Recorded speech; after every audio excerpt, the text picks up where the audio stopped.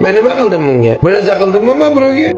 Assalomu alaykum. Bugun sizlar bilan yana bir tajribani ko'rib chiqamiz. Buning uchun bizga kerak bo'ladi oddiy shar va 2 dona stakan kerak bo'ladi. Stakanlarimizni biri bo'sh, ikkinchisiga esa 100 gram quyib qo'yganmiz. Suv quyib qo'yganmiz.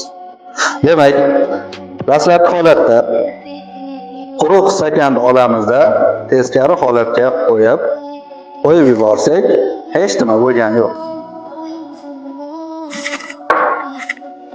Endi ichida suv bor bo'lgan stakanimizni olib, teskari holatga qo'yamizda, qo'yib yuboramiz. Qani nima bo'lar? Ko'radigan bo'lsak, bu yerda ichida suv bor stakan sharni ushlab turibdi. Bu yerda qaysi hodisa bo'lyapti? Javoblaringizni kommentariyada kutib qolaman.